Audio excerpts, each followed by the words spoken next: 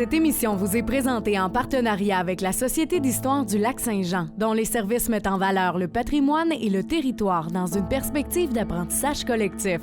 Bonne émission! Mémoire de lieu est rendu possible grâce à la participation financière de la résidence funéraire Lac-Saint-Jean, propriété exclusive des gens du milieu qui accompagne et soutient les familles des gens endeuillés depuis plus de 3 décennies avec respect et compassion.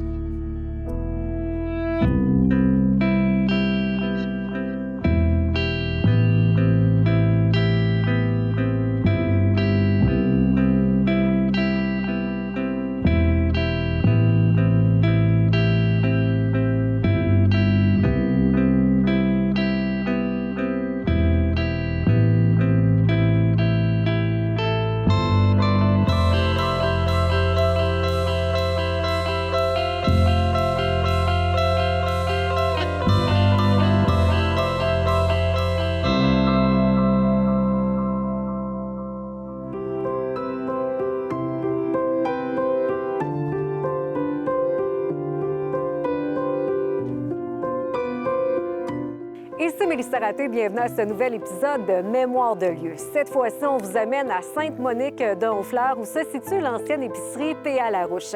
Le tout premier commerce qu'opérait Paul Armand Larouche a été détruit par les flammes en 1965. L'actuel bâtiment a été construit au même emplacement que l'ancien. Pendant des années, en plus de l'épicerie et du restaurant, on y retrouvait de la quincaillerie et un département de vêtements. Aujourd'hui, on vous raconte l'histoire de l'épicerie P.A. Larouche.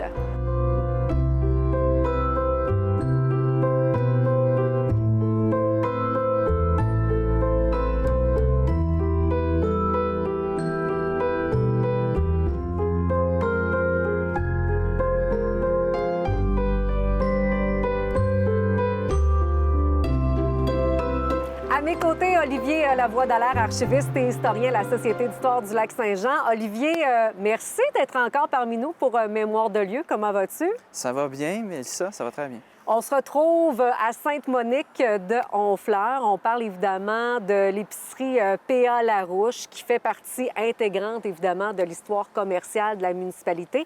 Avant de parler de son ouverture, parlons un peu de la vie commerciale ici, l'érection de la municipalité là, qui s'est faite en 1930. Oui, c'est ça. Bon, les premiers arrivants, c'est vers 1898, mais l'érection de la municipalité, comme tu dis, c'est vers 1930. Puis là, bien, il y a beaucoup d'activités commerciales. Évidemment, c'est une colonie agricole, mais il y a aussi beaucoup... il y a aussi dans l'industrie du bois que la municipalité va se développer. Puis il va s'ouvrir des scieries, dont une première en 1904, détenue par Octave Aubin. Puis elle va passer entre plusieurs mains. Puis c'est un Joseph-Auguste Rossignol, qui se trouve être son gendre, qui va finalement en devenir propriétaire. Puis par la suite, il y a une autre série aussi en 1916 qui ouvre, celle d'Ernest Dubois, dans le rang 8.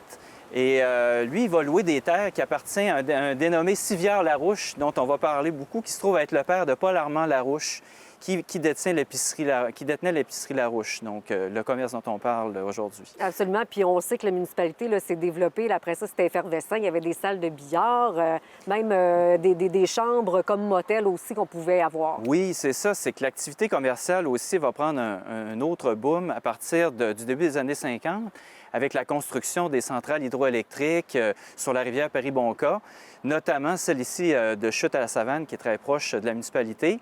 Donc ça, il va y avoir sur le chantier près de 1700 travailleurs là, pendant la construction. C'était énorme. C'est ça, ça va créer 25 emplois dans la municipalité. Il va s'ouvrir des hôtels et des pensions, une salle de billard en 1945 d'Armand Gauthier, le propriétaire. Puis, donc tout ça là, crée beaucoup d'activités dans la municipalité. Puis il va s'ouvrir des petits commerces de proximité aussi pour loger, pour divertir ces gens-là. Puis tout ça va amener beaucoup de revenus aussi, des revenus fonciers à la municipalité, qui va pouvoir mettre en place des travaux publics puis améliorer beaucoup d'infrastructures notamment. Olivier Paul Armand Larouche est né en 1908 à Saint-Henri-de-Taillon. Il était très polyvalent. Il a fait plusieurs métiers dans sa vie avant d'ouvrir son premier commerce. Donc, qui était ce Paul Armand Larouche? Oui, bien, il s'est mis aussi il a fait un peu d'agriculture, puis ensuite, c'était principalement un marchand. Il y avait des terres dans le rang 8, comme je l'ai dit précédemment. Puis son père s'appelait Sivière Larouche. Sivière Larouche, c'est le premier maire de Sainte-Monique. Il a été maire de 1930 à 1933 et de 1936 à 1937. Donc, puis son père lui-même était marchand également. Donc, M. Larouche a baigné dans la vie commerciale, dans les affaires, déjà très jeune. Et donc, lui, il a aussi travaillé dans les chantiers à l'époque. C'était un cook, comme on appelait. Là. Il était cuisinier sur des chantiers forestiers de Price Brothers. Il a fait ça pendant plusieurs années. Puis, il s'est ramassé de l'argent avec le temps. Il a fait des économies. Puis, à la fin des années 40, vers 1947-48, il a décidé d'acheter un bâtiment qui est juste à côté de nous, dans le fond, qui n'existe plus, mais qui est à l'emplacement actuel de l'épicerie, de l'ancienne épicerie Larouche, qui va devenir son commerce. Puis au début, bien, c'est un restaurant. Il décide d'ouvrir un restaurant. On parlait du boom précédemment. Il y a beaucoup de travailleurs. La population aussi augmente. Donc, c'est ça, il y a plus de loisirs. Les gens sont aussi en moyens. Puis, fait qu'il commence dans la restauration. Et par la suite, quelques années plus tard, vers 1950, il ouvre une épicerie. Donc là, les deux étaient combinés à cette époque-là. On avait le restaurant et l'épicerie. C'est ça, exactement. Les deux étaient combinés, puis ils ont cohabité ensemble pendant quelques années, là, le restaurant et l'épicerie. Vraiment, on passait de tout au tout. C'était comme un magasin général un peu. Là. Oui, effectivement. C'était comme un commerce de proximité. Donc, ils se vendaient des outils pour la quincaillerie. Puis ensuite de ça, il y avait également des vêtements, ce qu'on appelait une lingerie. Oui. Tout ça, c'était dans le sous-sol là, du commerce de l'ancien bâtiment. Donc, puis... P.A. Larouche également, il était affilié à Bérubé et Fils à l'époque, donc c'était aussi un service qu'il offrait, là. C'était assez polyvalent, merci, hein? Oui, très polyvalent. Puis tout ça, tranquillement, bien, ça va changer avec les années. Ça va plus devenir vraiment principalement une épicerie. Puis les autres services, bien, c'est ça, vont tranquillement disparaître tranquillement. Il y a même sa femme aussi qui s'occupait des chambres parce que justement, des travailleurs, des fois, qui venaient ici dans la région. Donc, c'est elle là, qui s'occupait vraiment de ce petit côté-là. Oui, effectivement, on parlait de pension tout à l'heure. La femme de P.A. Larouche, Gracia Rossignol, va s'occuper justement de cette pension-là qui se trouve à être au-dessus, dans le fond, du commerce où la famille Larouche réside. Là. Olivier, on a parlé tout à l'heure, évidemment, de l'effervescence de la vie commerciale à Sainte-Monique. Et dans les années 50, c'était des années de prospérité avec quelques projets là, menés de l'avant par Alcan. Oui, effectivement, c'est ça. Bien, il s'est construit là, dans les années 50 3 centrales hydroélectriques sur la rivière Péribonka. La première, Chute à la Savane, qui est la plus proche de la municipalité de Sainte-Monique. Oui. Donc, c'est vraiment elle qui a eu vraiment un impact. Mais il y a aussi l'autre centrale, Chute du Diable, qui a été construite à peu près à la même année là, que celle de Chute à la Savane. Puis, quelques années plus tard, en 59, il va y avoir Chute des Passes. Donc, il y a beaucoup de mouvements, beaucoup de travailleurs, comme je le disais, là, à peu près 1700 travailleurs sur ces chantiers-là. Quand même. Donc, c'est sûr que ça amène beaucoup de vie commerciale dans le coin à cette époque-là. En avril 1965, Olivier, il y a un incendie qui se déclare à l'épicerie P.A. Larouche. Je pense qu'on n'a pas gardé grand-chose à la suite de cet incendie-là. Non, c'est ça, malheureusement. Bon, on a des photos là, de cet incendie-là qu'on a retrouvé dans les archives, mais c'est une perte totale. Là. Le premier bâtiment c'est très endommagé, puis on doit démolir et reconstruire un nouveau commerce, qui est le commerce actuel. Il va rouvrir à la fin de la même année. Là. À la fin de 65, le commerce réouvre à nouveau, puis les affaires reprennent, comme avant. Puis il faut dire qu'entre-temps, Paul Armand, c'est de plus en plus... c'est ça, son fils, Gilles, s'implique de plus en plus dans l'entreprise familiale. Et ça va se poursuivre aussi dans les années subséquentes. Gilles va devenir vraiment... va devenir le propriétaire, c'est ça, à la mort de son père.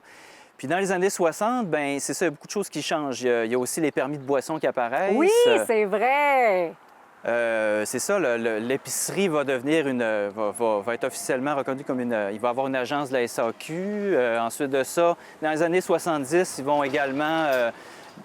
ils vont s'affilier à la bannière Accept.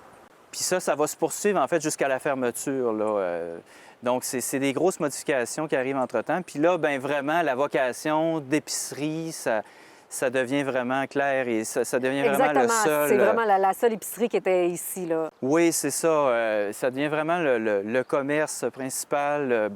Mais, à la fin des années 2000, Bon, là, il y a Gilles, puis ensuite de ça, bien, il y a également la génération suivante, ses enfants, Oui. Don et Sandra aussi, qui vont s'impliquer dans l'épicerie. Mais en 2010, bon, la famille décide finalement de vendre le commerce. Après 60 ans d'histoire, Après près de 60 ans d'histoire. C'est une page qui se tourne vraiment pour Oui, c'est vraiment une l'épicerie. page qui se tourne. On a vendu à un homme d'affaires aussi là, qui a comme repris avec d'autres petites épiceries dans certaines municipalités là, qui étaient ici. Oui, effectivement. C'est ça, un dénommé Danny Tremblay, qui est originaire, lui, de Sainte-Jeanne-d'Arc, qui avait déjà acheté, là, il a acheté en 2010 l'épicerie P.A. Larouche, puis il a acheté par la suite 2 épiceries, une à Sainte-Jeanne-d'Arc, puis une autre Oui. à Périboncan en 2012. Puis lui, bien, il avait un petit peu dans l'idée de préserver ces petits commerces de proximité-là. Donc, c'est important, une épicerie là, dans une petite municipalité. Puis, bon, il en ferme beaucoup dans les dernières années. Donc, lui, il avait un peu dans l'idée de préserver ces commerces-là puis de les garder ouverts, puis avec des prix compétitifs aussi, là. Malheureusement, bon, l'aventure s'est pas bien terminée. Après quelques années, en novembre 2016, il a dû fermer le commerce. Donc, ça se termine pour l'homme d'affaires Danny Tremblay. Le bâtiment est racheté. Par la suite, on a Maxime Roy, l'entrepreneur, qui a été présent là, au cours des dernières années dans le bâtiment là, de l'épicerie P.A. Larouche. Oui, effectivement. Bon, Maxime Roy achète le bâtiment en novembre 2018. Puis, il va faire des modifications sur le bâtiment, évidemment, parce que là, la vocation change. Oui. Pour la première fois là, Depuis bien longtemps. depuis la construction de ce bâtiment-là actuellement. Donc, il va modifier beaucoup de choses, puis il va s'installer là. Lui, il avait déjà, en fait, son commerce. C'est un entrepreneur général qui est situé à l'Ascension. Donc, il décide d'ouvrir un bureau ici à Sainte-Monique. Puis, ça va marcher quelques années. Malheureusement, là, présentement, il a décidé de louer son bâtiment. Il y aura une autre vocation, il y aura une autre vocation là, dans les éventuellement, prochaines oui, années, c'est ça. effectivement. Olivier, parlons maintenant des détails architecturaux de ce bâtiment. Rappelons-le qu'il a été construit après l'incendie de 1965.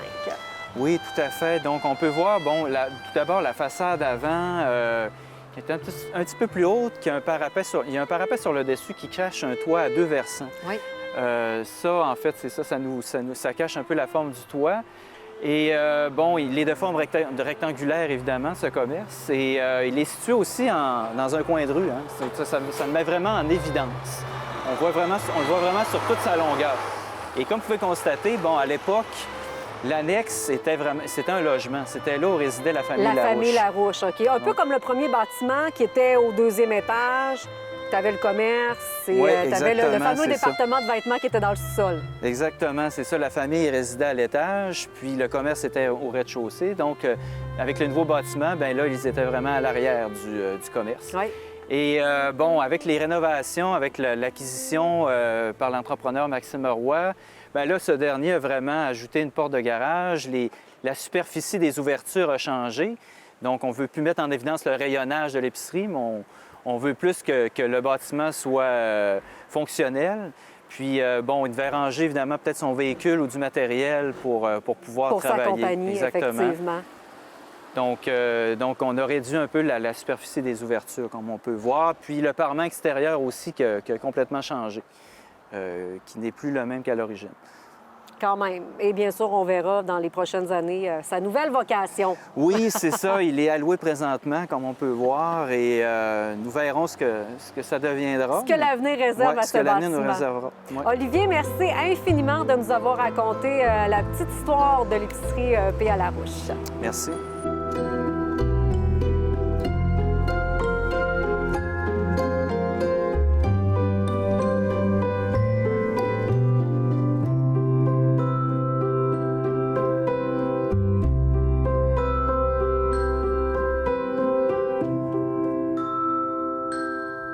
L'expertise et le leadership de la Société d'histoire du Lac-Saint-Jean permettent à la collectivité de bâtir son avenir en intégrant son patrimoine et sa culture. La Société d'histoire du Lac-Saint-Jean est fière de vous avoir présenté l'émission Mémoire de lieu. La résidence funéraire Lac-Saint-Jean, propriété exclusive des gens du milieu, qui accompagne et soutient les familles des gens endeuillés depuis plus de 3 décennies, avec respect et compassion, est fière de vous avoir présenté Mémoire de lieu.